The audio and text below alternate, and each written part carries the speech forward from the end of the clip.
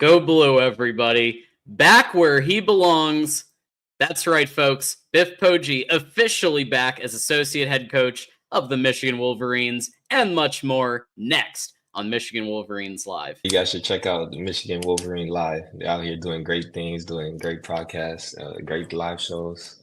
They're really just doing their thing, help them blow up.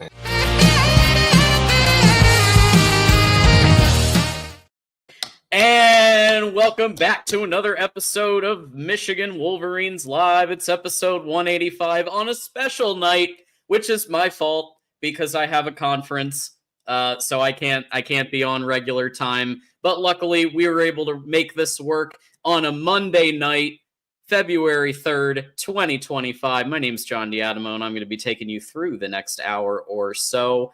We are coming to you from everywhere. Apple. We got Twix, we got YouTube, we got Twitch, we got our audio platforms when you're on your commute with Apple, Spotify, Amazon, iHeart, and Deezer. We're everywhere, folks, so come on, get on board. And of course, as you come in, hit that like button. It just takes a second. And you know what else? It's free.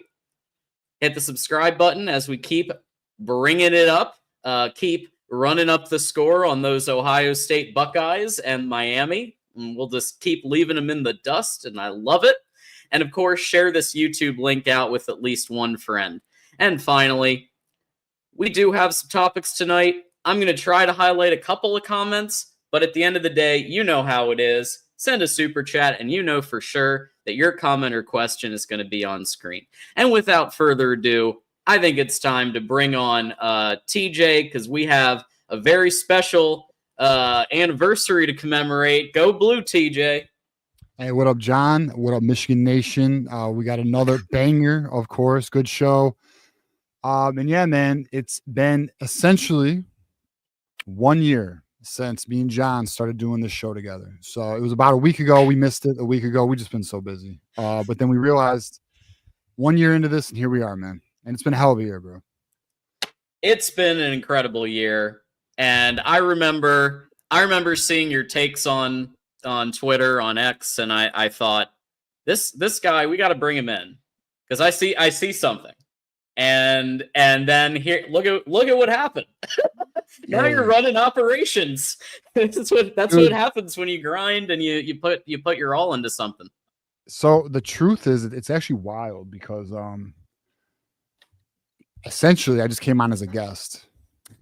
Essentially, I just came on as a guest, and then, we just hit it off, man. We just started having good shows, and we were killing it, and I loved it, and we were having a good time. And then one thing led to another, and I officially come on as a official, analyst for the network, and then, boom, a couple months later, I'm talking with Mark, and now we're looking at building the network, and here we are, man. The year has been nuts, dude. Quite honestly, it's one of those things.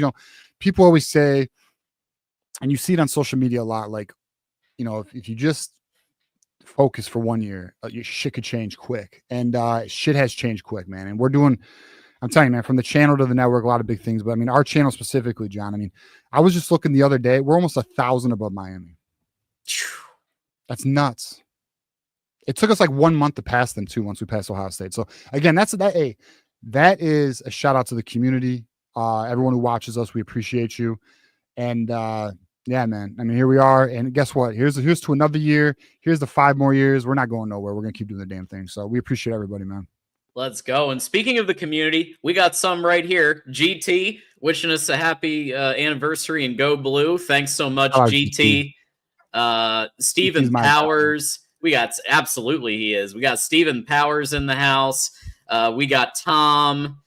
We got Douglas saying keep it going. Malachi saying hit that like, y'all. And even we got Russell Harris, who I don't know if I've ever read a comment from this person. So this might be a stranger. This might be an occasion where I get to say, welcome to the voice of college football. That's what we get to say there. And Russell, that's what I say to people. It's their first time commenting. Thank you for saying you watch the show religiously. Go Blue, Russell. That's awesome. Thank you, 23 Corey. Yeah, man. this is incredible. And it's because of all of this, all of the people that you just saw on the screen and others, that we can do things like this. That a group called the Win Agency says, we're going to partner with Michigan Voice of College Football, not just for the season, but we're going to do something really cool for March Madness. So, TJ, I'm going to go ahead and play the video. And here it is. Hey, Michigan fans. It may be the off season for football, but that doesn't mean we can't have a great time rallying around our amazing Michigan basketball team. In order to add even more madness to March, we at the Win Agency are issuing a $1,000 March Madness Bracket Challenge. This is only available to members. Whoever has the best bracket when the tournament is over will win $1,000 from the Win Agency. We're also filling out our own bracket, so you'll have to beat us if you want to win the grand prize. Good luck to all the Voice of College Football fans, and go blue! Go blue. And to clarify to anyone watching, when they say it's only qualified for members, they mean members of the Michigan at the Voice of College Football channel. So tier 2 members or higher. As long as you are a member, tier 2 or higher, you can enter into the challenge. And then if you are a member, you have to be a member to win the challenge. And that's it. That's it. It's a $4.99 membership. You do it for 2 months, you're in. And you're going to be going against One Agency.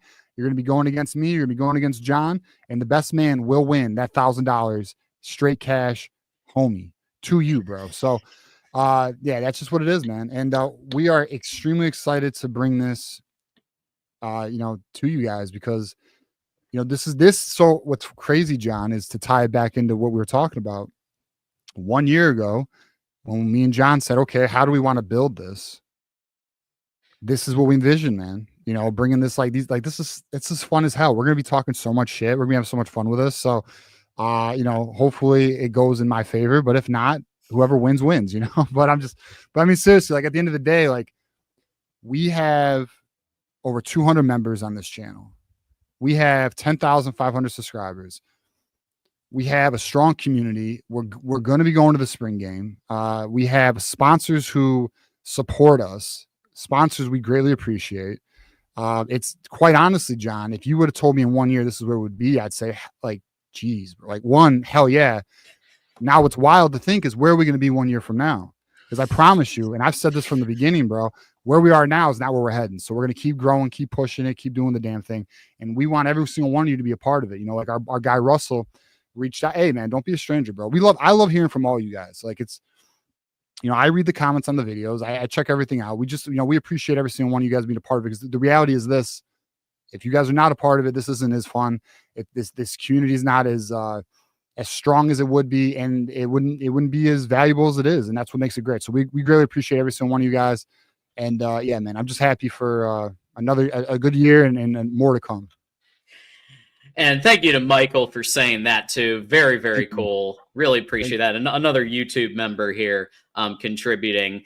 And before we get to our first main kind of topic, the reason that, we're able to do all these things, it's YouTube memberships that are powering some of these opportunities, right? So by supporting our channel, you can just throw $2.99 a month and get the emojis. Like, you can do that. You can throw $2.99 a month, get the emojis. You get your name in the ticker when we can put the leaders and best tier up. But for those who stay, and for Connor Stallions, it's really unearthing a whole new world, because now we're offering 2 members only, those who stay in Connor Stallions streams, which include obviously, in addition to what we just talked about, the bracket. So now we got the bracket and two members only streams, including one tonight. So after this show, you're going to just keep it here. If you're those who stay, or you're a Connor Stallions member, keep it right here. And you can enjoy the Avengers Assemble members only live stream, which will be coming to you at 10 p.m. Eastern. Yep. And yeah, exactly. So we offer, our memberships offer obviously fun things like the bracket challenge, but we also offer 2 shows a month that are VIP only. And I'll tell you this: Avengers Assemble, we have a good time. Sometimes it goes a little off topic. It may not be exactly Michigan football. For example, we talked about the Fox Sports saga last week. We may talk about the Grammys tonight. Who knows? But those outfits were wild. But regardless, yeah, we just have a good time, man. And again, appreciate everyone a part of it. And shout out to Russell's wife, by the way. Shout out to her. We appreciate all viewership. There we go. All right, let's get. Hey, regarding Ty Haywood, we're gonna get on it. Recruiting. We're gonna get to it. Stay tuned to the recruiting update. We got you. Absolutely. So let's get to it, because we have been kind of reporting this casually over some of the streams over the last month, 2 months. But here we go. It was rumored the second Biff, Poggi and Charlotte parted ways. But here we go. One of the architects of Michigan's resurgence and national championship, Biff Poggi. I would argue he was one of the three horsemen, aside from Jim Harbaugh and 100%. Ben Herbert. 100%. Biff Poggi laying that culture, laying that physicality. Great recruiter in the DMV area. He is now back as associate head coach. TJ, what was your reaction when you heard? Obviously, we kind of knew this was coming, but now you start to think of what the possibilities could be for 2025. Yeah, no, I mean, this is, look, you hit it on the head. One of the main contributors to the culture restoration of Michigan, getting the team back on track. And this was an individual who Jim Harbaugh actually leaned on. And we all know Jim Harbaugh literally he has a small circle. Biff was in that circle. And now Sherrone Moore has a Biff to lean on, quite honestly. So, and what's interesting too, John, is this is something we've been hinting at on our show for a while. We pretty much told you guys for a few weeks, it's going to happen when we don't know. We felt it was sooner than later, but it did happen to be a bit later. But at the end of the day, Biff is back, and this is just a strong building block for the program. And what this also does is it opens up the pipeline to the DMV area. For those who don't know, Biff not only was he the head coach at St. Francis, one of the top high schools in the nation, the same high school that Blake Corum came from, same high school that Derek Moore came from, and many others, Nakai Hill Green, etc. And it's a powerhouse. There's tons of kids that come out of there every year. On top of that, he's been coaching in the DMV area since the freaking 80s, man. Like, this dude's OG, old school coach. He's got all the connections in the world. And now when you're in the NIL game, listen, I know people say, well, Biff's not the greatest recruiter. Biff connects with players, and we have the financial capacity to close deals now. So I fully anticipate a strong resurgence in that DMV area for Michigan. I think it's not only going to pay dividends for Sherrone Moore, on the culture aspect of the program, but I do think you'll see a recruiting. I don't want to say advantage. That's not the word, but at least, and I would see an upgrade. There's definitely an upgrade here with Biff on the staff, and I'm pretty excited about it. Yeah, remember that Biff spent, as you said, many years, right, coaching in the area. And what I like here, obviously, Gilman School in Maryland from 88 to 2015 was really how he built a lot of that pipeline. Obviously, worked as an analyst for Michigan, came back for the 2021 season as associate head coach under Jim Harbaugh, and now he's back. And what's notable is he was responsible for bringing in players such as Derek Moore, and he even brought a few when he left for Charlotte. A few pretty high caliber players went with him. Yabioki went with him. I believe Nakai Hill Green went with him. There were a couple of Michigan players that actually went with him to Charlotte. For sure. 100%. So you want to talk about recruiting ability? Yeah. I mean, Biff. I mean, dude, Biff's. You know who's going to get along with Biff real well? Wink Martindale. Yeah. Oh yeah. Those two are going to be. You can see them at the bar having some beers, bro. I mean, they're just, dude. He's just a dude, bro. And I'm happy that he's a part of the program. And I wouldn't be surprised if he's here for a while. I don't think, he got his head coaching taste. It's out of the way. Sharon wants to build, Sharon's vision is truly to build a juggernaut in Michigan. Like, he's already talking about, I know it's a little off topic, but on topic, like he's already talking about closing the borders down at the state, locking the state down. We have a bunch of like great news for 26 and 27 recruits. And then you just see what you see the approach with NIL, you see the culture he's trying to maintain. You bring in individuals like Biff. It's just things are in the right direction. Perfect, no, but definitely far more positives right now regarding the program. So it's actually perfect timing, like to like kind of hit on it like this, John. Like we're going in the off season. It's now February. Spring ball is literally a month and a half away. Like it's coming up. And honestly, the trajectory of the program, in my opinion, is in a great spot. Yeah. And we talked about this, the importance of bringing on, just like third base Ryan Day had Kevin Wilson, right?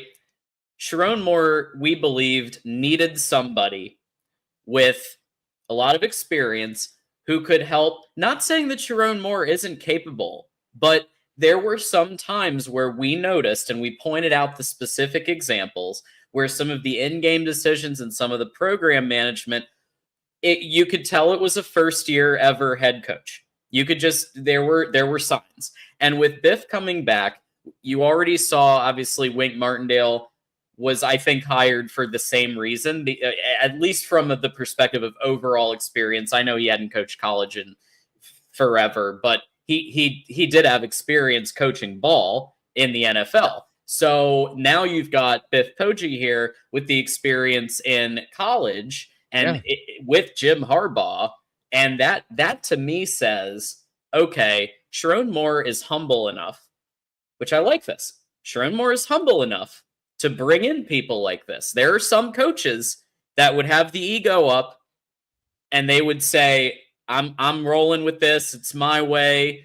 The Jimbo Fishers of the world. He said things like that where, they kind of took out some of the people in the program that had been hanging around for a couple decades, or, some of the, like, those types of coaches exist. And I think it's notable that Sharon Moore is doing this, that he has said, I'm bringing in a very experienced defensive coordinator. I'm bringing on back the guy who helped Michigan win a national title and 3 playoff appearances and multiple Ohio State victories, Biff Poggi. Yeah, 100%. It's the staff is stronger. I mean, you add Chip Lindsey to it. You add Biff now to this thing. I'm sure the analysts, that's going to be picking up in terms of the additional analyst ad that typically happens around this time, now that the football stuff or the NFL stuff's kind of out of the way. I'm interested to see where, Sharon takes it. I mean, again, is there questions about the staff as a fan base? We have questions, but for the most part, it's a strong staff. We're going to we're going to trust Sharon more on that, and results will the results in the field will determine themselves. So, we'll see where we go with it. But, our boy GT has a pretty funny super chat. I know. I was literally about to click it. Here it is. Yes.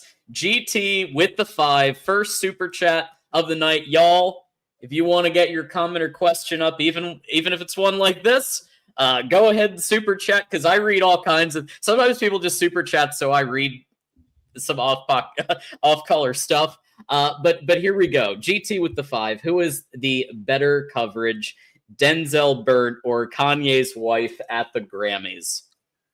I don't think this. I think it's a no-brainer.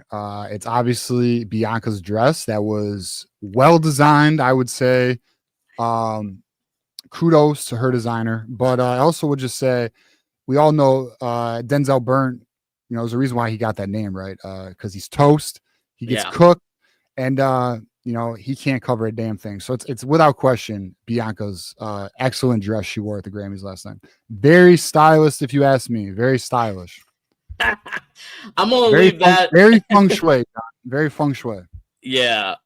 So yeah, I think you're probably right. Denzel gets cooked so often. So there you go. GT is always here, and he's got a double. He wasn't just down with one. He had to double up, and he said, and we will be discussing this later, GT. But Chip and Jim definitely knew something about that Buckeye program and are running as far away as they can. Sources are saying. Hey, word is it's a toxic, unhealthy culture, man. Coaches are fighting with each other. Can't even celebrate with their damn team.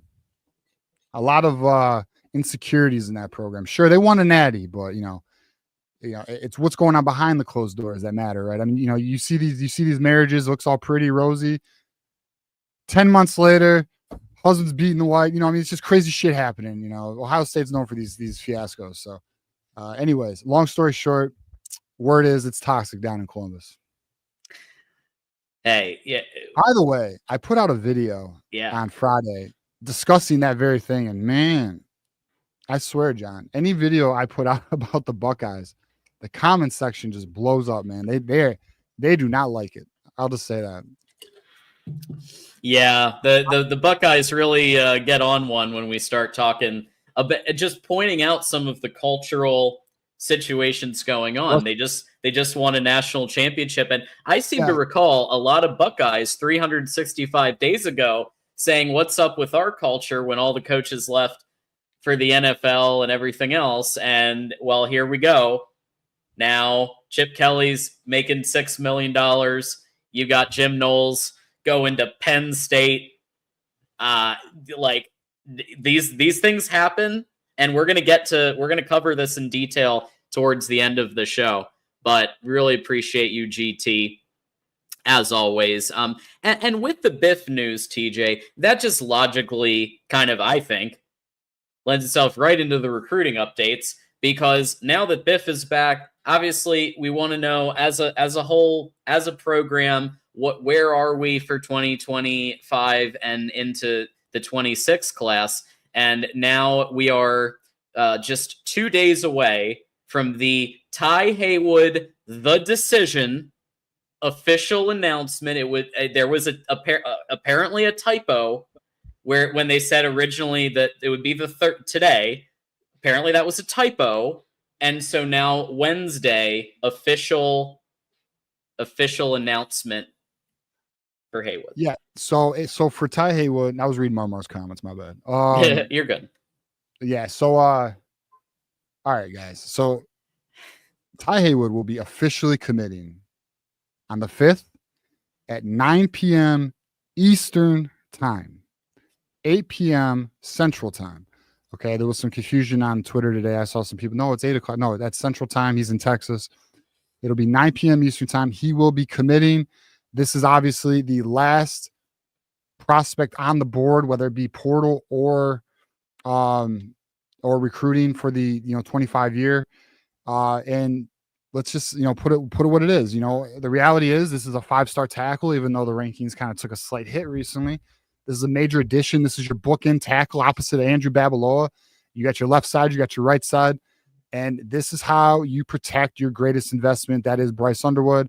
This kid is, damn it, John, I was actually gonna have you play his huddle tape, but I meant to tell you that. I thought about it all day today, and I just thought about it. But yeah, I mean, so you'll see on his tape right here, we're talking about a man amongst boys. We're talking about an individual who overpowers his outpowers. There is some areas for improvement in terms of technique, leverage. And what I mean by leverage, outpowers his opponent, and you'll see this in the videos. But and he also plays with a very nasty streak as well. Now, the question you may be asking yourself, and we got a bunch of these, and look, I see how high he is, but he just totally overpowers them. Once he gets his leverage down, the dude's gonna be a monster. All right. Once he gets his pad height down, he'll be a monster. But the question everyone's asking themselves when we see a bunch of you guys early in the show, what's going on with it is AM Dan Williams. It'll be 9 Eastern AM.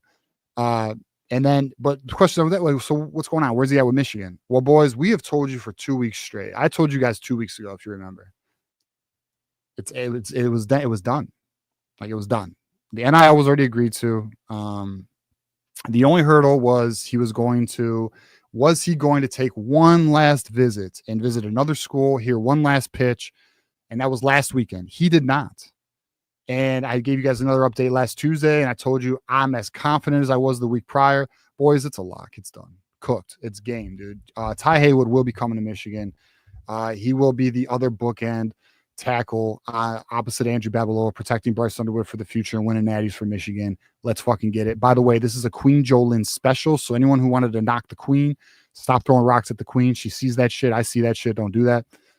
And, you know, look, on some real shit, here's the reality too. When Queen Joe, and I'm like, this is the truth. When the Ellisons lock in on a guy, they're batting 1,000 right now.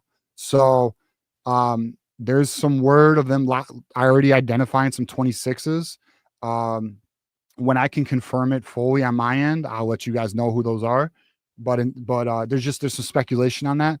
But I will just say that you know, it's just a good sign. Michigan's in a very healthy place. They're landing players like this. If you look at Michigan's recruiting class, currently it should be 3 5-stars, but it is 2 5-stars. Only 11 programs have a 5-star.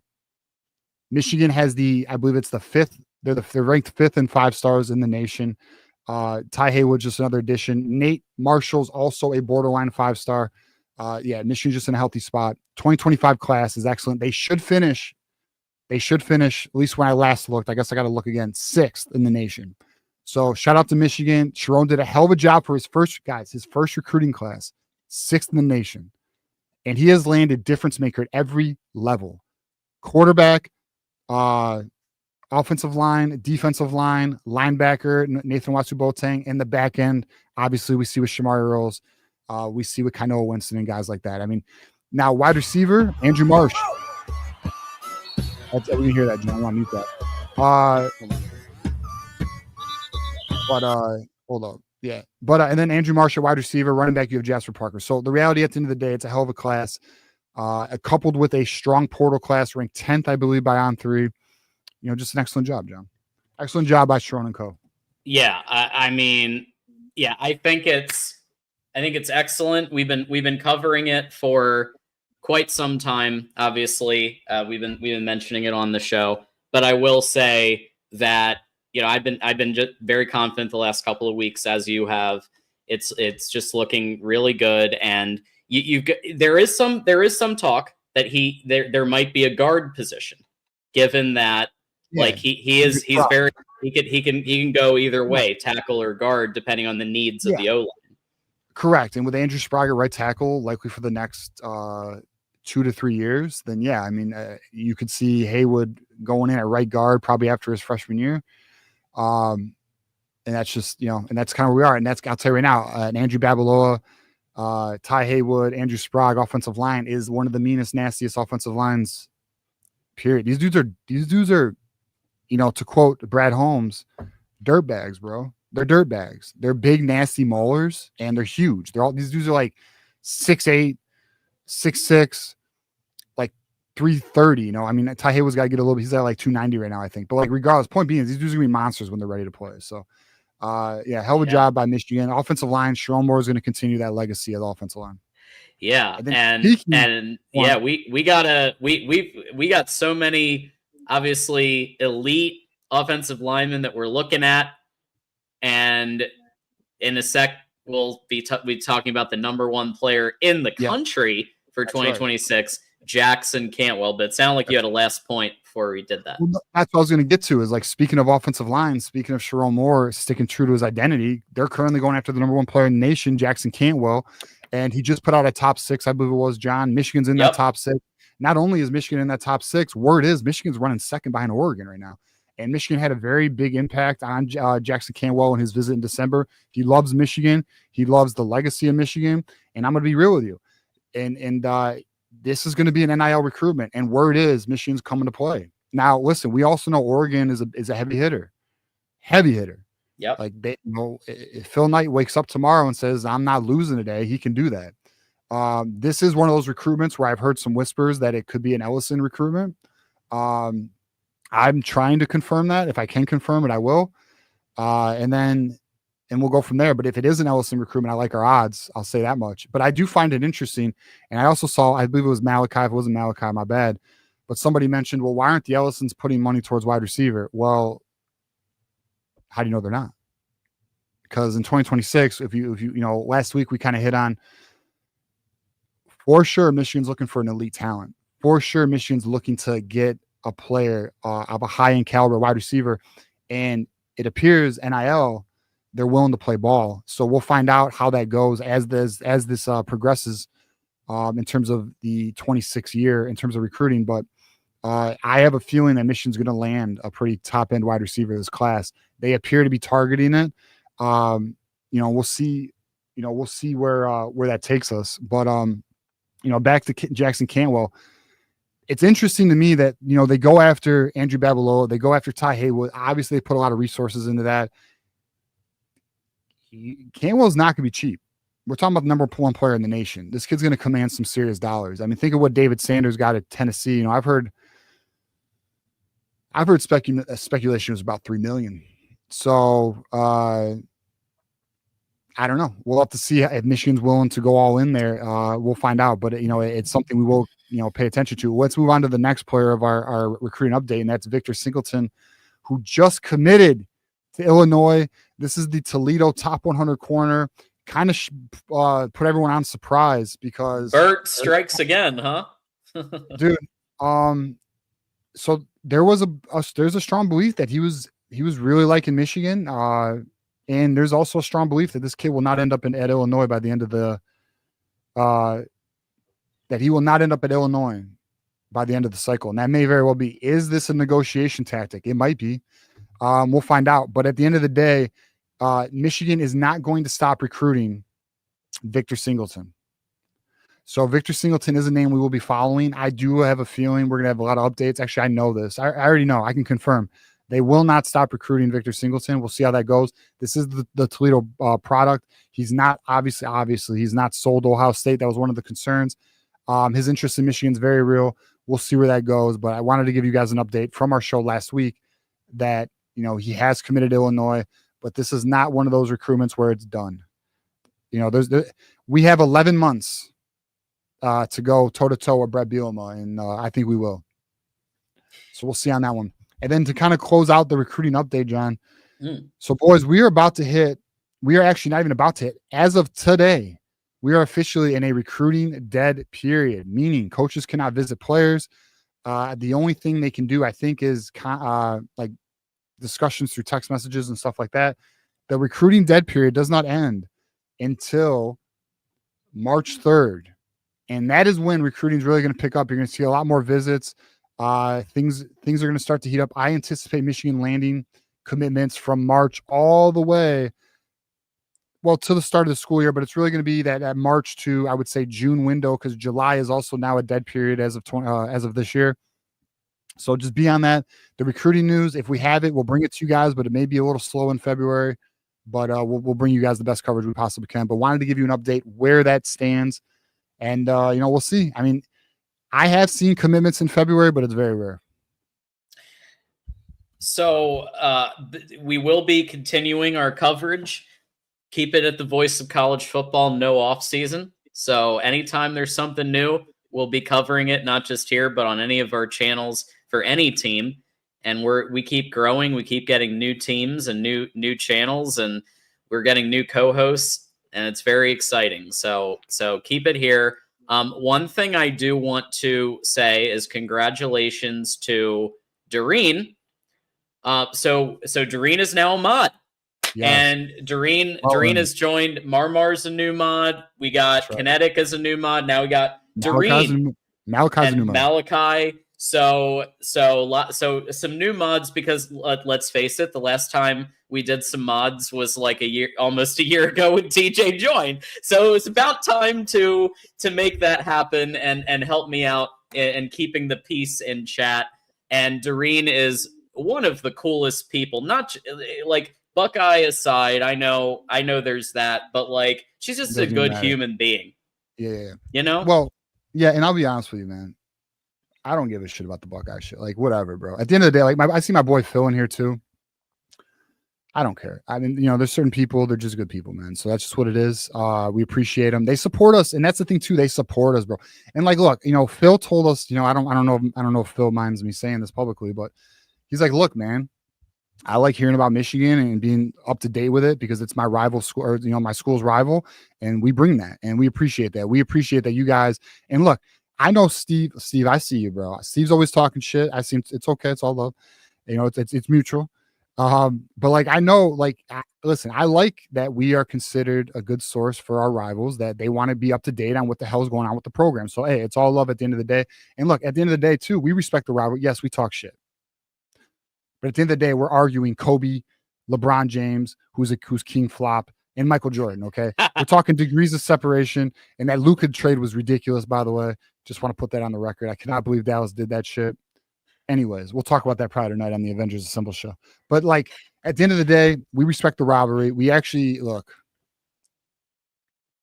the Buckeyes are crazy, but they make this shit more fun. So I ain't mad at you. You know what I mean? It's way more fun. It'd be less fun without you.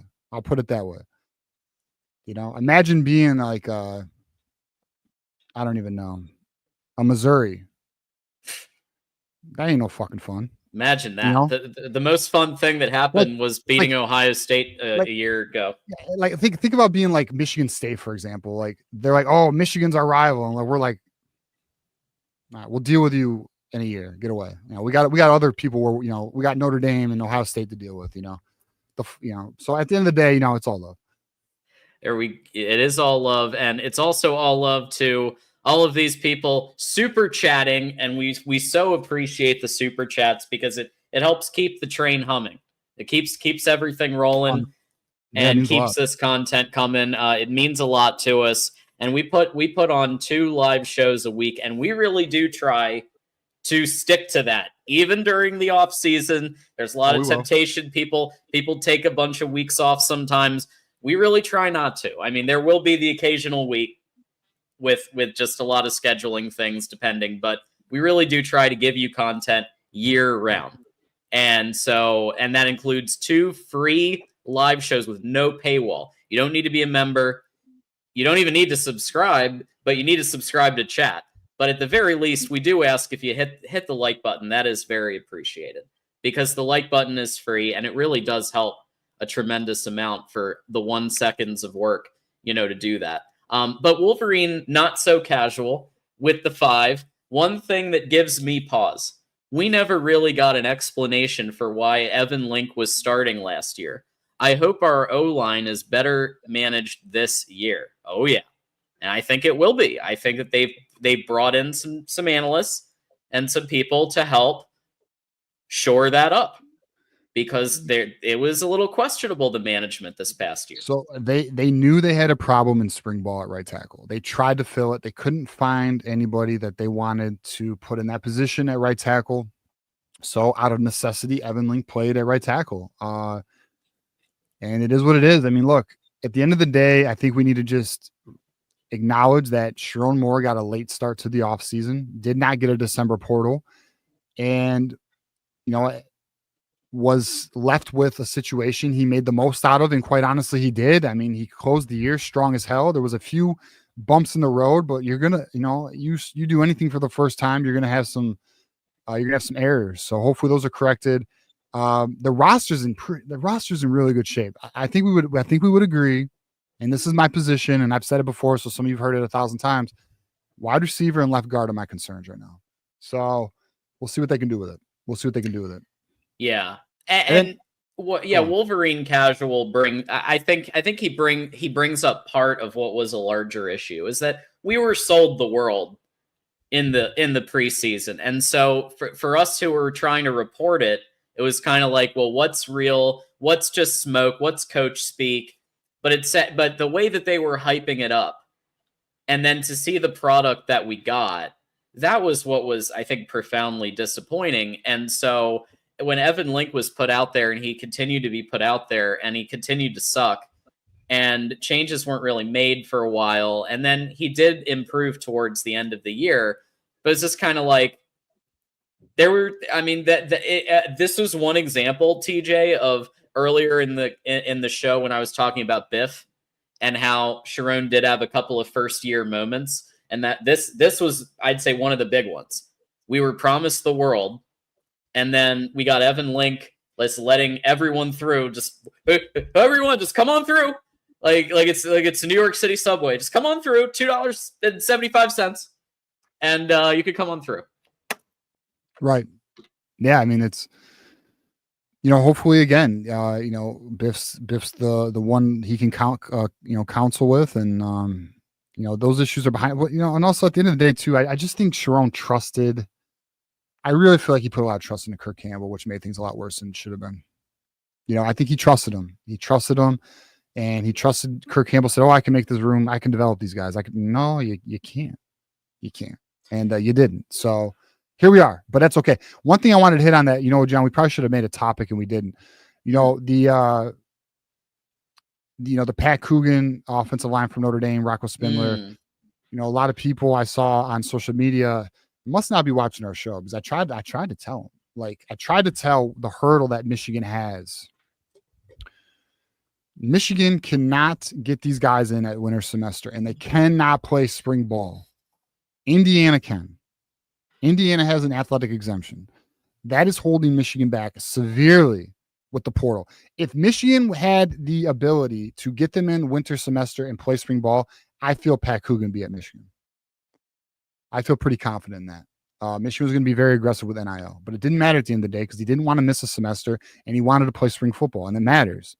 So, it just is what it is at the end of the day. So that's why we missed on those two offensive linemen. It's not because, and just Rocco Spindler is NIL heavy, he's all NIL. Highest bidder is getting Rocco Spindler, but it's one of those things where it's not that Michigan's not trying. Now, granted, there's some players they won't touch because it's out of the price range in terms of their value does not meet the value demand. And the other thing is Michigan has a limitation. Let's just be real. Academically, we are limited with the portal. So to a lot of people's points, and ours as well, that's why they got to crush recruiting. And to be honest, that's the healthiest way to build the program anyways. Hopefully they can be a little more, doing this. My hope is with Sean McGee now going through his first December portal, and Sharon Moore going through it, and then the whole admission, and hopefully they have a better plan next year, because word was in September they were contacting kids that they were feeling optimistic about, and it didn't pan out. I will say, shout out to Steve. I agree with you. And I know our YouTube members can't see it because he's on Twitter, but we agree. We agree, Steve. I think so too. Yeah. So, yeah, I think perhaps one thing we're also, and it's one thing that I have done maybe not the best job of talking about, which is, because I have criticized Ron Bellamy a lot, and we're going to have a super chat on Ron Bellamy here in a little bit, but I have criticized him a lot. I think it's valid, but we also have to remember that there were Samaj Morgan was wide open at multiple points during the season. Other receivers were wide open at multiple points during the season, but they went with the easy check down to the tight end because that was what their abilities were, really. And so we didn't get a lot of deep balls because of that. And so I think that regardless of who starts, and we're gonna talk about that in a little bit too, but regardless of who starts, I think that more competent quarterback play is going to lead to better receiver play. And I also think that there's an aspect of, Chip Lindsey running the offense that Ron Bellamy is going to have to get in line and align with what Chip Lindsey's vision is for the offensive output. And he is a quarterback-focused offensive coordinator. So what's the logical next part of that? Wide receiver. Right? He's going to be looking at the wide receiver room very closely to see who wins those jobs. Yeah, and this is really big too. Let's see this April portal, man. Because if we really look at the roster, there's only 2 holes. There's really only 2 holes. I feel confident that Michigan should be able to fill 2 holes in an April. April portal, we usually get 3 to 5 guys. So, we'll see what they do with it. Absolutely. Just a reminder, if you want to see your comments or questions on screen, we do have a bunch of people just asking us stuff. We do ask that you super chat, unless you're a YouTube member, and at which point we'll try to make sure we highlight YouTube members as well. GT with the 5. Larry Ellison made over $14 billion in one day last September. We have a pretty high budget if you look at it that way. Well, shit. If you see the recent stuff going on with Oracle and the $250 billion AI deal. Yeah, the AI coalition he's going to be part of. Yeah. Yeah, which the thing that's going to run the world, but and control your ass. Just kidding, but not really. Be on the lookout. iRobot was a documentary, but Facts. yeah, he should have plenty of money. We should be okay. There we go. GT in here again. Another one. DJ Khaled with the 5. I have $200 to give to Michigan NIL, and I'm going to try to poach that 6-star long snapper from MSU. I like it. Wish me luck. Hey, long snappers are valuable too. We'll take a 6-star when we can get a 6-star. Absolutely. And you know what? If you can take from your enemy, it only makes you stronger. And I think $200 is a competitive offer. We should be able to outspend for him. So, hey, more power to you, GT, and good luck on your pursuits. There we go. Wolverine, not so casual with the 5. And this is, well, we're same wavelength here. What does Ron Bellamy bring exactly? The wide receiver recruitment and development have been subpar. People say he's a good recruiter with other positions. And then the next question is, what? So, I love the saltiness there. We've had this topic a few times. What coaches do we think should be looked at? And it's Ron Bellamy and JB Brown. Those are the two coaches. JB Brown coaches safeties and special teams, Ron Bellamy wide receivers. Those are the two coaches I would say have the most to prove. I don't see what they bring even in recruiting, although I will say, and I know somebody would debate me, Ron Bellamy did have a hand in recruiting this year for the Andrew Marshes of the world, the Jamar Browders, and the Jacob Washingtons. Yes, he did. But at the end of the day, like, it's not like he's landing 3 top 100 guys. Andrew Marshes, but and then in terms of development on the field, it's to be desired. Now, again, to John's point, well, there was open receivers and our quarterback couldn't hit him. All right, then you got this year to show the world. I mean, this is just like it's a big year for Samaj, it's a big year for Ron Bellamy too. Yeah, and we do have to remember that Ron Bellamy played at Michigan, so he's got the Michigan alum kind of extra level up that they do, right? Because Jim Harbaugh got the Michigan alum benefit of the doubt in 2020 when, they could have gone another way and they kept Jim Harbaugh.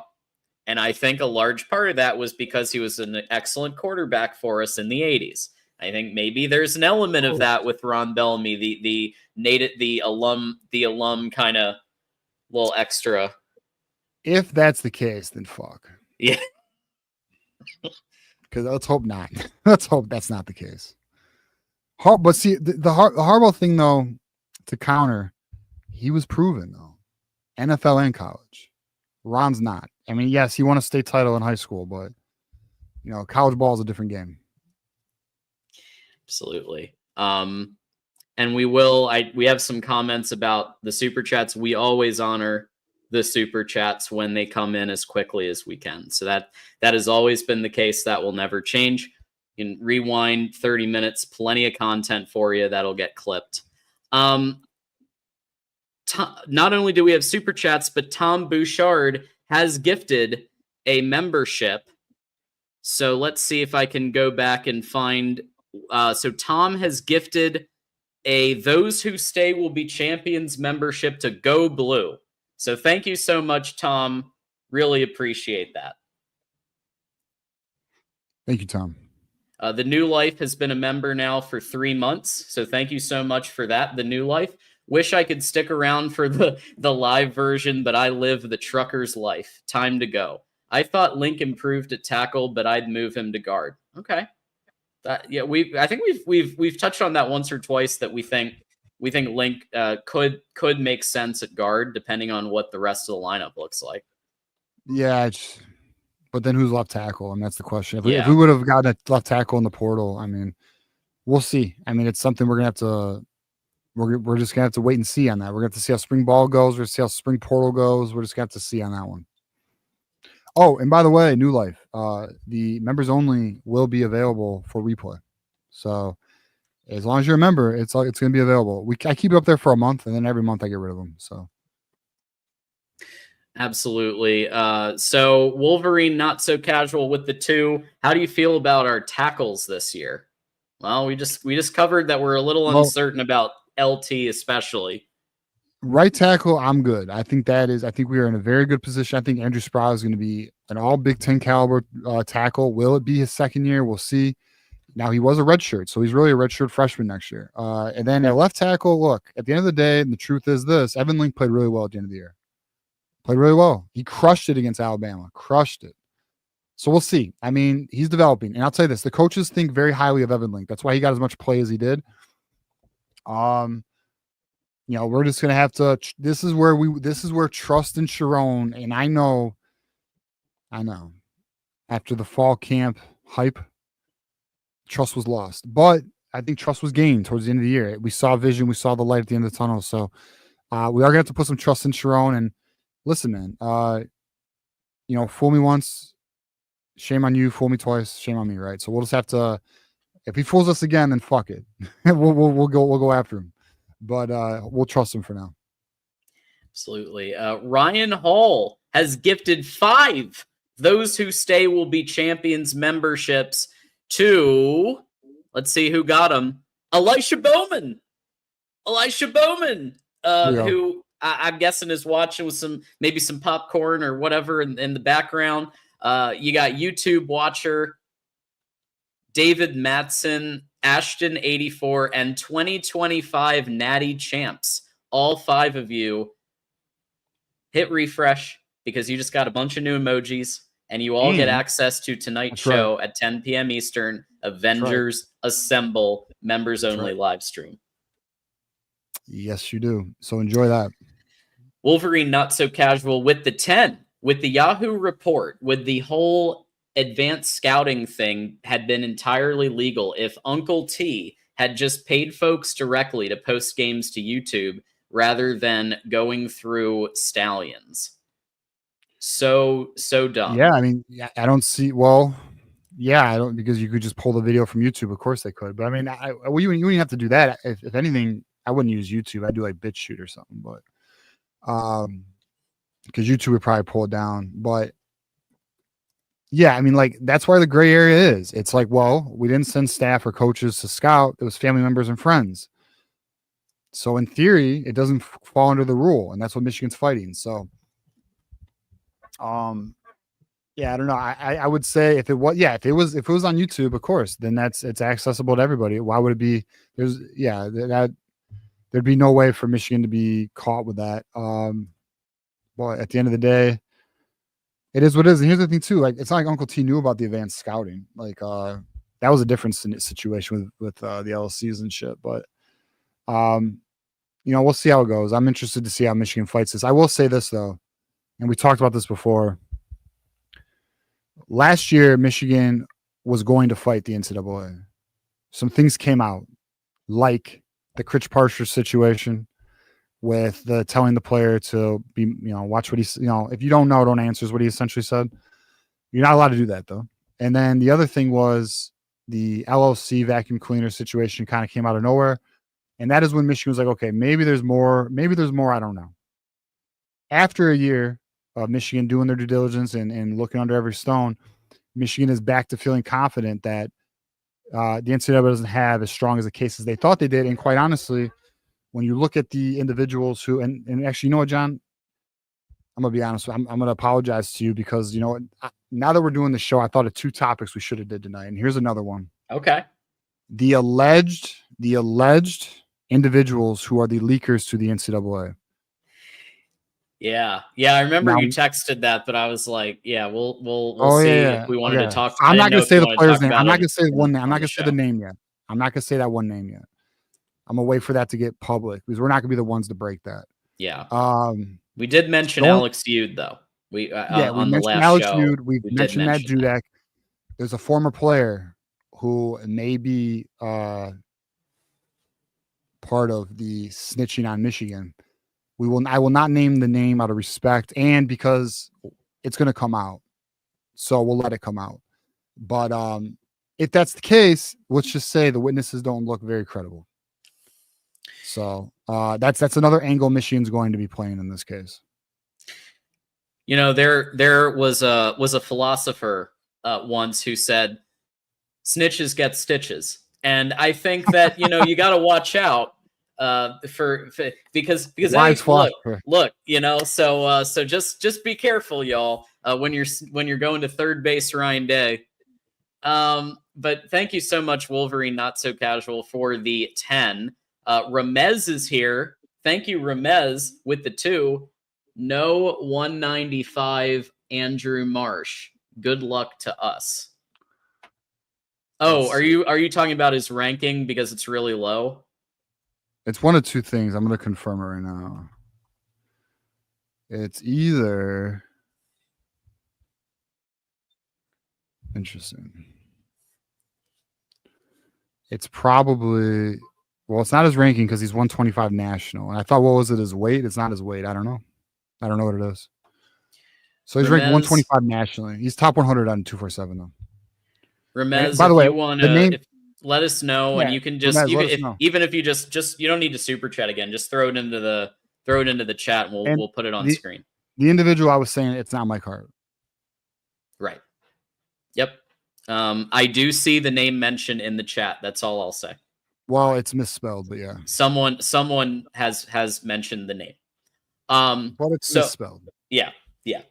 But so there you go. So thank you, Ramez, and I'm very excited for Andrew Marsh. No joke. The film speaks for itself, and the film on Bryce speaks for itself. We're good. Yeah. And those two are going to feed families. Yeah, Andrew Marsh is going to change the narrative of wide receivers at Michigan. Facts. I'll tell you that dude's going to be just fine. Absolutely, and obviously he's a friend of the program. We've had him on the show. Okay, so thank you so much. We got more gifted memberships. Detective Loki steps up every single show. Troy Wilbert this time. Troy Wilbert has been gifted a Those Who Stay Will Be Champions membership. Enjoy your emojis, hit refresh, and you can also join us in an hour for the Avengers Assemble live stream. Michael Jones, just go blue. Well, go blue, Michael. We appreciate you, and we appreciate your YouTube membership. Also a YouTube member. Captain Stabin is back with 5 gifted memberships for G Boulder, L Bleed or I Bleed Orange, Bearded Firefighter. Hey, shout out to bearded people. David Torrey and Todd Gwynn. Todd Gwynn is somebody who's been a longtime viewer of Voice of College Football in general. So thank you, Captain Stabin, and all 5 of you. Hit the refresh button. Enjoy your emojis. And you can also join us in an hour because everyone who's Those Who Stay or Connor Stallions members can join us in an hour for the Avengers Assemble live stream. And finally, GT with a real conspiracy here. I heard that Uncle T is Jim Tressel. We've heard Tom Brady as a possibility. Now we got Jim Tressel. No. But no, we can both confirm that that's not true, and we know who it is. And he's not. Let's just say he's not hard to find. Yeah. If you know where to find him. If you're a regular Michigan consumer of content and you're everywhere, then you know who he is. No, you have to be at a certain place. If you're everywhere. I said if you're everywhere. Okay, if you're everywhere, you're everywhere. Yeah. So just we're trying to we can't say it, but we you can read between the lines. Out of respect for the privacy. Of course. Keegan Imhoff with the $1.99. Does extra bacon get you a level 1 violation? Sources are saying in the NCAA that extra bacon might be a level 1 now violation. Just a cheeseburger with no bacon, it's a level 2. If you put the bacon on, it's a level 1. And you are not. And if you get a pop, it's a level 1. If it's water, it's a level 2. I mean, it's fucking NCAA is on some bullshit, bro. Like they need to figure the fuck out. Hey, a Lambo No violation. Cheeseburger, level 1. Speaking of Lambos, Chip Kelly can buy a Lambo because Chip You need one in Kelly. Vegas. Yeah, that's very true. So Ohio State offensive coordinator Chip Kelly has been hired for a groundbreaking $6 million, the most that an offensive coordinator has ever been paid in the history of football. That's crazy. In the history of football. Crazy. And now the question is, of course, is Brian Hartline next? I think that I think that we did say, and Phil called us on it, and that's fair. You know, a lot of Ohio State coaches don't get plucked to the NFL, but this is the one that I was thinking could. And I had said that I was very consistent that I thought Chip Kelly could be plucked by an NFL team. We've been reporting it the last couple of weeks that it was possible. And here we go with a $6 million a year offer is kind of that's just a note. He doesn't have to head coach. All he has to do is X's and O's, and he's making $6 million. That's a pretty good deal. Yeah, I mean, it's crazy because if everyone remembers, how he was in the NFL previously, his scheme got figured out rather quickly. But hey, the way I look at it is Tom Brady's just trying to, weaken Ohio State. I'm cool with that. Because the word is that Tom Brady's really calling the shots over there. So, hey, I mean, good for him though. I mean, it's interesting. And then regarding, is Hartline the next offensive coordinator? At the end of the day, Ryan Day is going to be in command of that offense. So they'll be all right. They'll be all right at the end of the day. Yeah.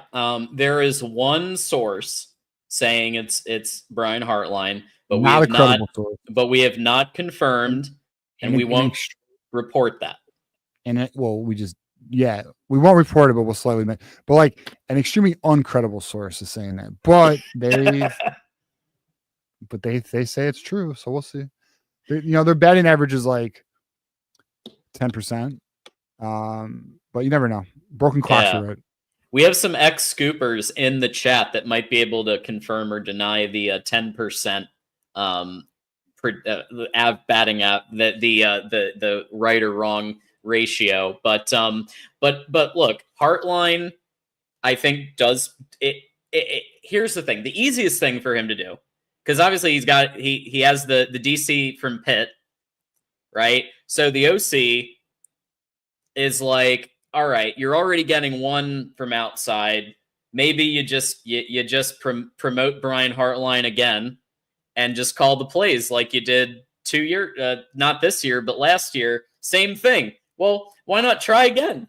If it doesn't succeed, try again. And my other possibility was Kevin Wilson, who was formerly the co-offensive coordinator for Ohio State. And that is somebody who I could see Ryan Day picking up the phone and at least giving it a shot to try to bring him back as a play caller. But I'd say the most likely scenario, TJ, Ryan Day calling the plays, Brian Hartline as the OC in title. Yeah. I mean, I think that's kind of where it's heading, but we'll see. I mean, we'll find out how they do it. There's definitely changes in Columbus. I mean, it's going to be a whole new staff. I mean, they're going through the national title turnover, and they're going to lose a lot of players. They're losing coaches, and we're going to see what it looks like next year. There's a hope that they take a step back. Yes, I know, Buckeyes, you're one of the most consistent winning programs in college football since like the 60s. I know. But we'll see. 2011 did happen. I'm not saying 2011 will happen. I am saying it could be a bumpy post national championship year, and your week 1 game isn't an easy one. So we'll see how that one goes. Can you imagine what would happen in Columbus if Ohio State went 8-5? Oh, fuck. Those death threats wouldn't be threats, bro. Holy shit. There'd be homicide. Holy shit. And it's not impossible. Look, when you have this much change, you have this much turnover, Justin Fry is leaving, although I didn't actually have a very high opinion of him as an O-line coach.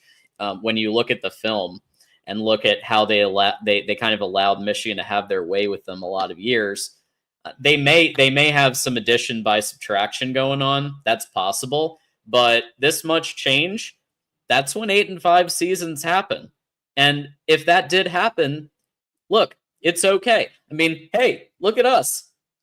Beat Ohio, beat Alabama. That wasn't too bad. And now the future's bright.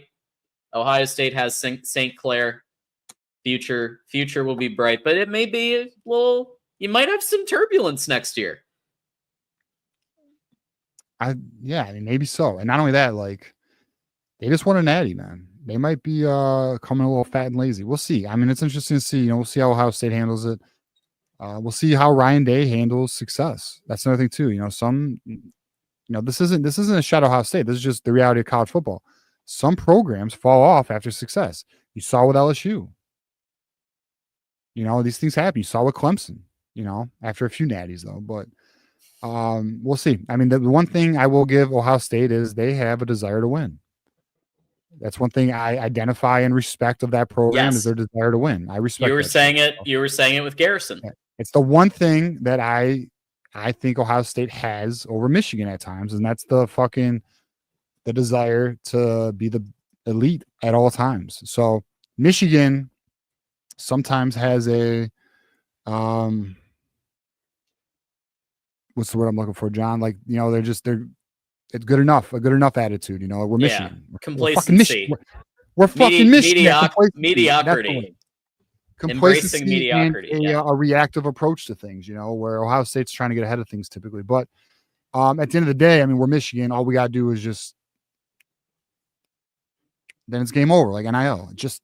All right, we'll get everybody now. Okay, we'll just start getting the number one player in the nation, the best quarterback since Trevor Lawrence. No big deal, Like, it's like that's the thing that frustrates Michigan a little bit. Or Michigan fans at times is like, we know if Michigan put like the effort in, like the full effort, and everybody was looking in the same direction. Yeah, I mean, Michigan would be unstoppable, man. They'd be unstoppable. So it's all right though. I mean, I think a lot of good things, like we said, man, a lot of good things happen. There is unity. There is unity from the regions down to the athletic department, outside of admissions, or not admissions, but academic restrictions. But outside of that, I mean, everything's in a good position at Michigan. Yeah. It's looking good. And obviously, I was a huge critic of the NIL program when I first started as host 2 years ago. Well, I will be the, top five in college football now, man. I'll be the first. When things are going well, I will say things are going well on the NIL front, and great, good for them. GT with the 5. Chip, this is funny. Chip won't have to face Wink in the NFL, so he should do fine. GT's just bringing the bangers in these super chats. Yeah, and then he woke up and realized Jesse Minter's in the same division. Yeah, ruh-roh. About to get cooked, son. Number 1 defense in the NFL last year. Jesse Minter. Connor Stans is everywhere though. He is everywhere. He is nowhere. Everywhere and nowhere at the same time. GT with the 5. Ohio legislature would introduce a bill to legalize capital punishment if they went 8-5, because they introduced a bill to make planting the flag a felony. Imagine what bill they'd introduce if they went 8-5. Yeah, it's different down there. It's almost a different country, man. Almost a different country.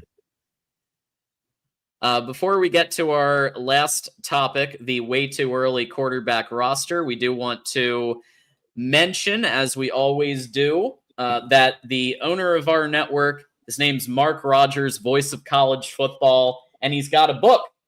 So he's got Disputed National Champions, learn about the 90s, and as the national championship kind of entire system changed over to the BCS era, some of those things, I think you'll appreciate the 97 Michigan-Nebraska chapter. It's a very interesting read.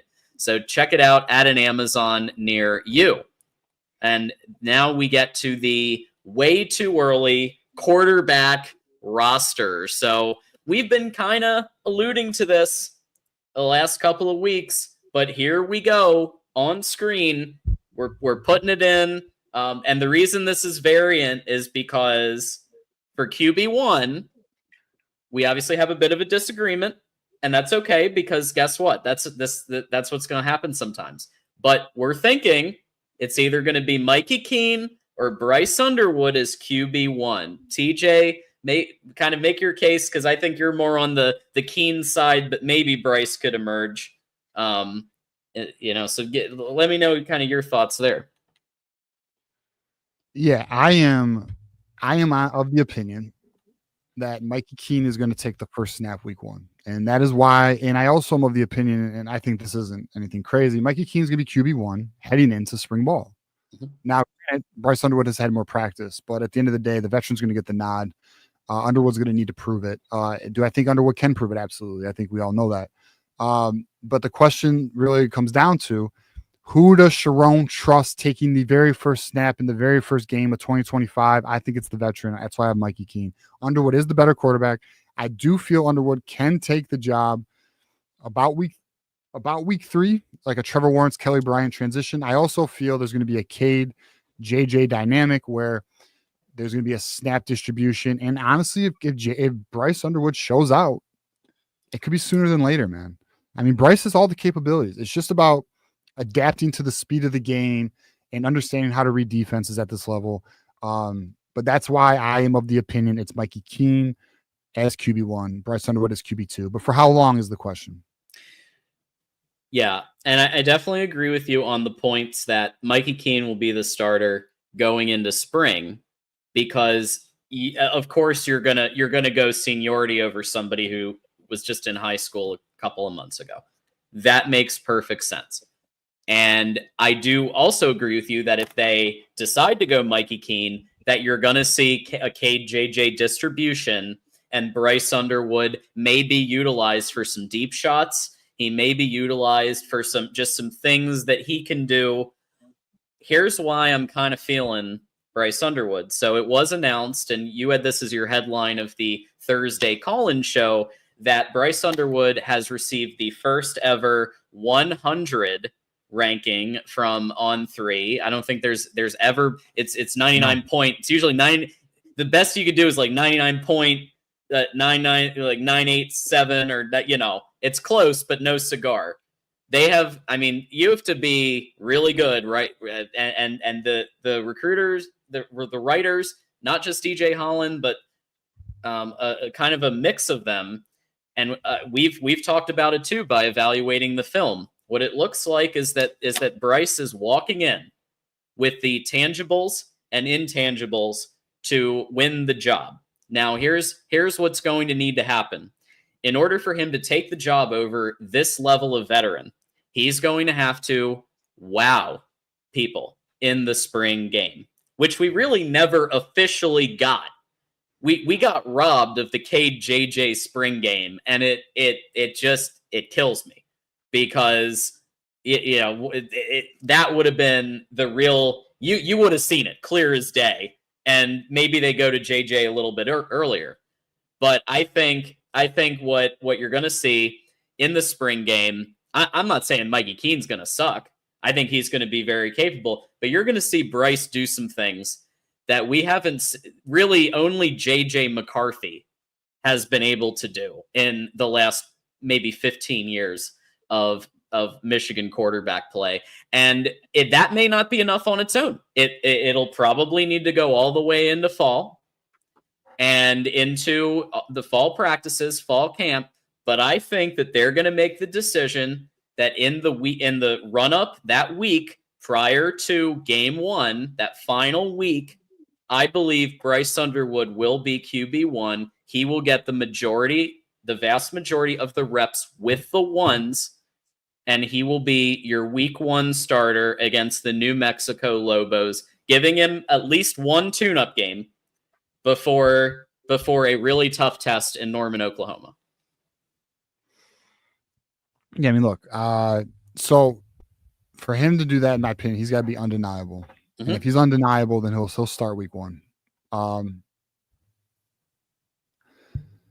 just not sure it's going to happen like that. We'll see though. Am I wrong? We'll find out. If I'm wrong, that's cool. I mean, if I'm wrong, then that's great because that means Bryce is that guy.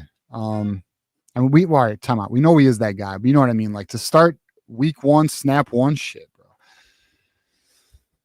That's rare. It's rare to do that in Excel. Jameson Winston was one of the last ones to do that. Yeah, I mean, we'll see, man. It's going to be the debate of the offseason. Sharon just, I think he's going to play the cautious approach. He's not, he's just not, he's not the guy who's going to risk it, especially after last year like that. Plus, and here's another thing too, that like needs to be hit on. Like Bryce Underwood is too valuable to risk. How do we know the line's ready to protect him? How do we know, you could David Carr this guy, bro. You can get him shell shocked. The line has to be on, and that'll probably go into the decision, TJ. It'll probably go into who does start is how strong the line is, kid, bro. Like I just don't think they're gonna shell shock the kid. Like I've talked about before, a quarterback, a pitcher, and a goalie, like those 3 positions are so psychological. I don't know. I'm just of the opinion. And look, like I told you guys before, I'll be taking bets after the spring game. I'll let you guys know if I'm down to take some bets on that. And we could play a little, have some fun with that. That could be we'll do it live on the air. We'll do it live, John. We'll do it live. We do have some predictions here and some let's see. So yeah, I think this is probably a joke. Detective Loki. Moose is putting his hat in the ring for Underwood. But I also did see somebody for Mikey Keene. Dan Williams is on TJ's side. He thinks Keene is going to start game 1. And then G. Boulder kind of splitting down the middle here. G. Boulder, Mikey Keene first half, Underwood second half, which technically would mean Mikey Keene is the starter. So that I think that's still a vote for Mikey Keene. But thank you so much. Yeah, split the halves, and if that's what happens, then it's like a micro version of the Cade versus JJ tryouts, but they're going to use the New Mexico game to do it. I just think, like you said, he has to be that guy, like definitively, undeniably. But I think if there's one recruit in the country, I don't even think I'd say this about St. Clair. If it was St. Clair, or it was one of the other 5 stars that were Underwood, I'd agree with you that I think it's Mikey Keene for sure. But in this case, because of the level of talent, and let's not forget there's a little bit of a financial package too. So there's some being caught committed in this as well. But see, to me, because there is a financial package, that's why you don't destroy the investment. Like you protect the investment. Like, and there's no need to rush them. Week 1 is not the game to rush them. Week 1's not you're going to win that game. So why would you not ease them in? They're easing them in, boys. I'm telling you right now, they're easing them in. Hey, I'm here to take bets after spring game. Although I don't even know why the hell I'm acting like, all right, we're done talking about, no, we're going to talk about this thing like 50 more times before the spring game. Oh yeah. 100%. We'll see. And we do have a couple more slots to go through, but we do have a super chat. Emil Robinson, why don't we take a look at John Tay Cook at wide receiver? I think someone else asked about John Tay Cook once or twice. I don't know why Michigan's not taking a look at him. He's a sophomore, so he fits. I'm tired as hell, boys. My bad. I'm working my ass off today. I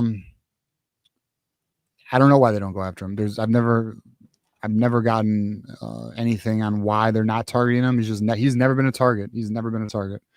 I don't know if it's NIL. I don't know if it's just not a culture. I don't know what it is. So I don't know. Absolutely. But thank you, Emil, and sorry if I've mispronounced that, for the $1.99.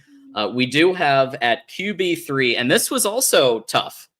But because of the injury, Davis Warren's ACL from the Alabama game, we have Jaden Davis at the QB, and we agree. I'm with you.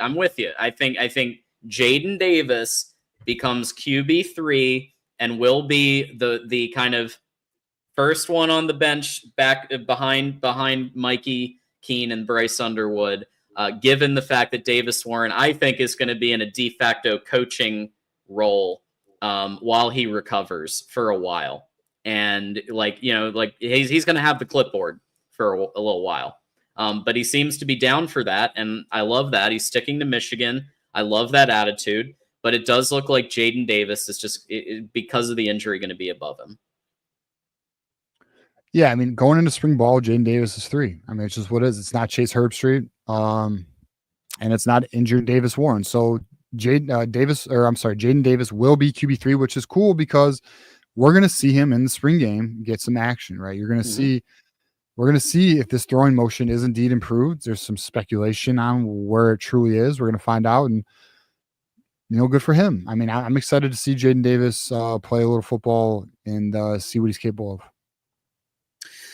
Yeah. And we will. And we're finally going to get to see, because Jaden Davis had a grand total of 1 snap in the Northwestern game, right? Which I believe was a handoff. So, he hasn't gotten a lot of action yet. And so I think it's really important to see what he can do. Chip Lindsey will have from now until the spring game to tune up. Obviously, spring practices will be able, hopefully Chip Lindsey can get in there. He is also quarterback's coach to correct some of whatever they've been doing to his throwing motion and some of these things that Kirk Campbell was trying to experiment with.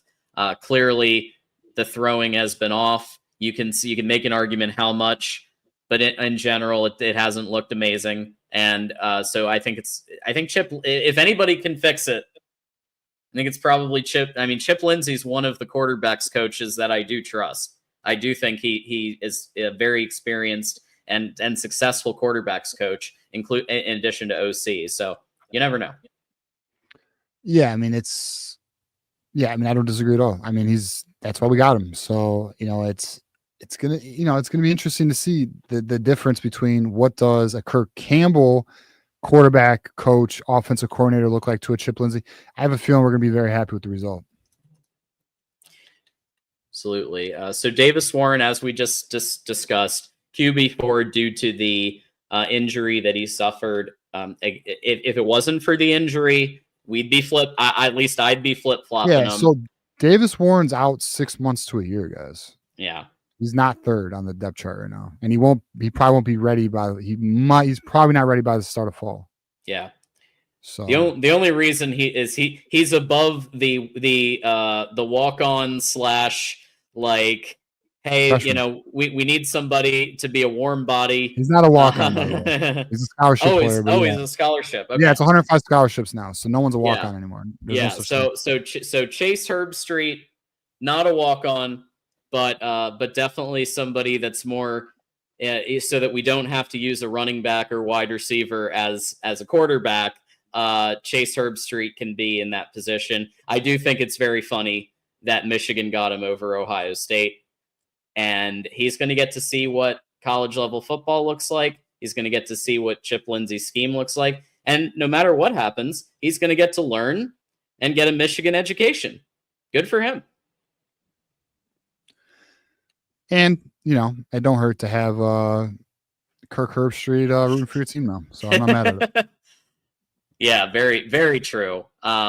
So there's your first stab at the way too early quarterback room. We'll be going through each position group and kind of where we see everybody in the next few weeks. So keep an eye out for that. We'll be doing a lot more content on it.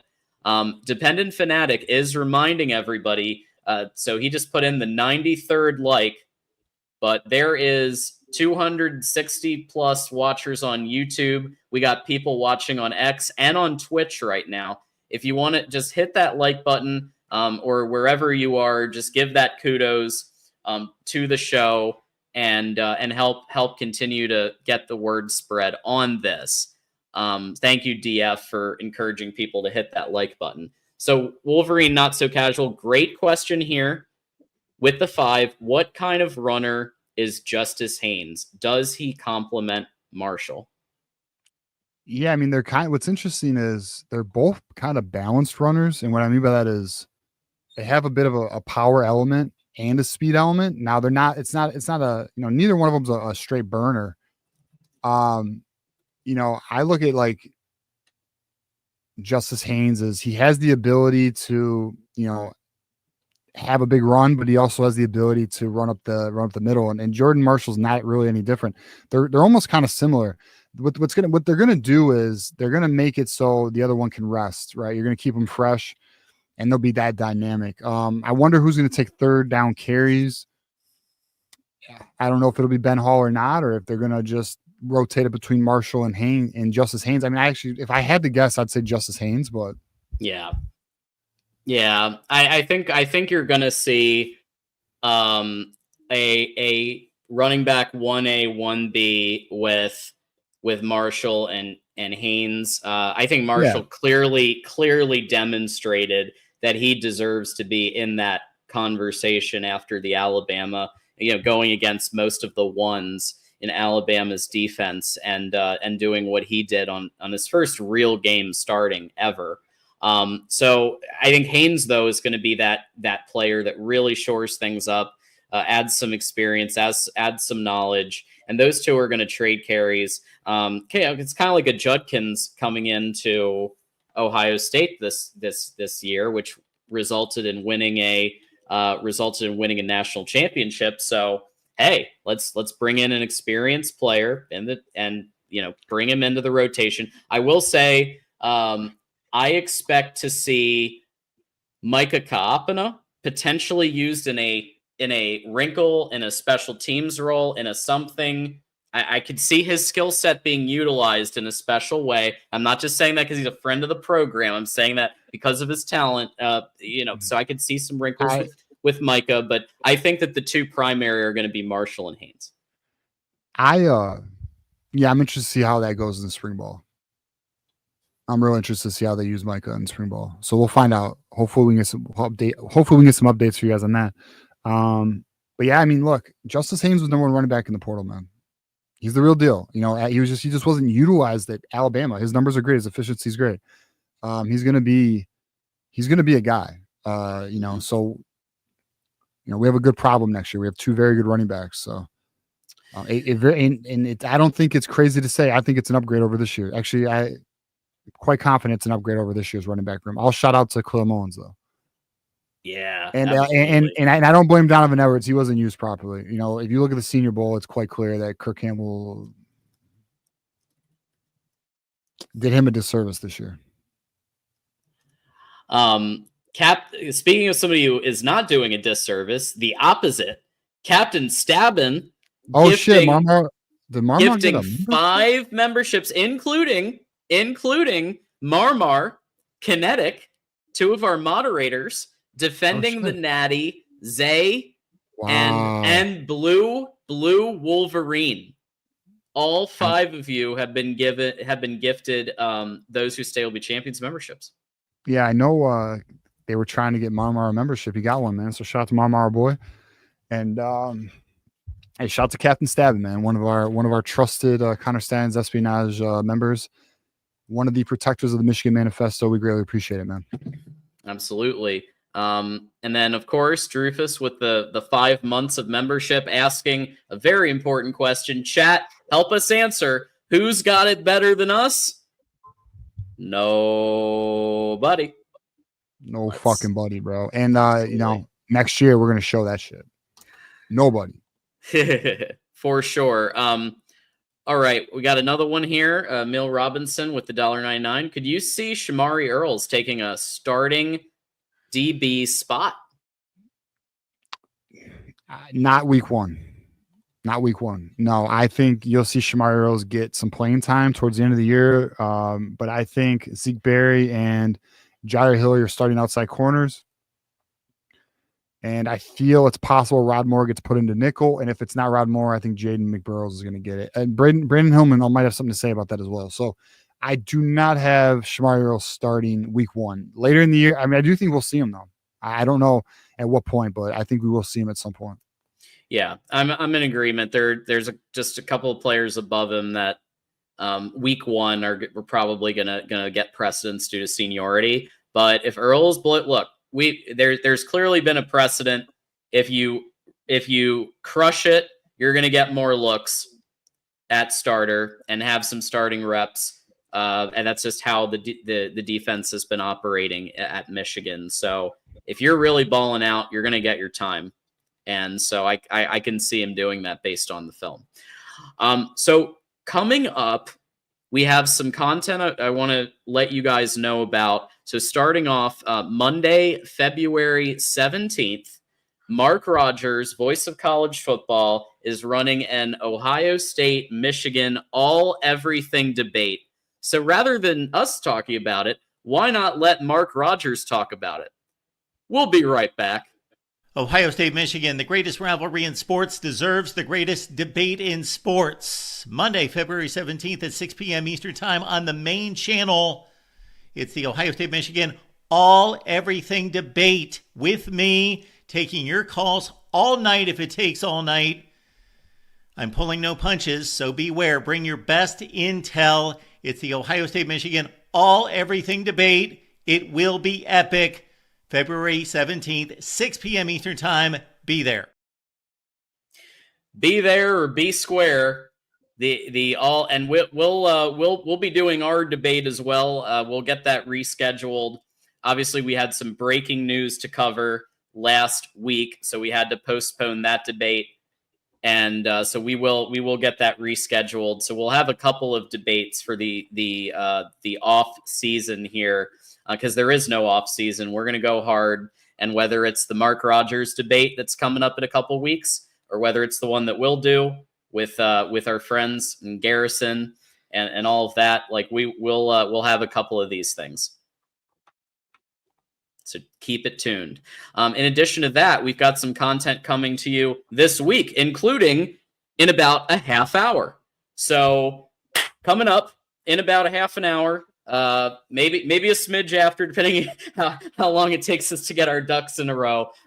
You will get the Avengers Assemble members only live stream with myself, with TJ, Maze Madman, Maniac, Johnny Olden Jr., Kinetic, are all going to be coming to you. We'll be talking about some ball, and anybody who's those who stay will be champions, or Connor Stallions tier get access to it.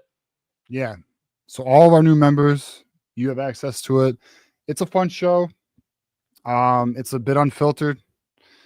I mean, that's kind of how we are anyways, but it's even more unfiltered, and it is for members only. So some things can be discussed there that cannot be discussed here. So we'll have a good time with it. Looking forward to seeing everybody there. For sure. And then, of course, as always, each and every Thursday, it's my fault for the time change today, but Thursday we're on regular time. TJ's going to be taking your calls on Michigan Wolverines Call-In Show Live. Yep, where it is your show. You call in. We do 5-minute calls. We talk ball. We talk actually anything, and we have a good time with it. So appreciate everyone who's a part of that. And hey, be on the lookout. Thursday, 8 p.m. We'll be there. Can't wait. And it's going to be great. So with all that said, we do want to remind everybody one more time before we say goodbye about the March Madness Win Agency $1,000 bracket challenge that we've got coming up here. And so once ESPN lets everybody in, I'm going to check again in a couple days. Once ESPN allows you to start doing the March Madness brackets, we'll create that group. And anybody, again, who's in, you do have to be a Those Who Stay or a Connor Stallions member, both when you sign up for, when you enter, but then also at the end. You got to be a member both the beginning and the end to get to qualify for the $1,000. Yeah, to qualify, right? Because if you're not, it goes to the next highest score. But it doesn't matter because I'm going to win. So you can try your best. Hey, TJ throwing out the gauntlet over here. Just letting you know, hey, which one of you motherfuckers want to come in second place? That's what we're doing here. So I'm playing to win. I already know I already know who's gonna win it, by the way. I'm already planning. I got it all planned out. There we go. Give me Well, some we'll research. see. Well, we'll see some of you in less than a half hour. But let's remind everybody about our socials. Find us on find me on John Diadamo at John Diadamo on X. Yep. So you can find me at TJ_Ronin, and we have a good time on there. I appreciate everybody who engages, communicates, and lets me know when there's something, tagging me on stuff. I do appreciate that, by the way. So shout out to everybody who's on the X. Looking forward to meeting more of you guys. There we go. All right. So we'll see y'all in a little bit here. Keep it tuned for those of you who are members. If not, check us out Thursday at 8. And until next time, go blue, and we'll see you soon. Go blue.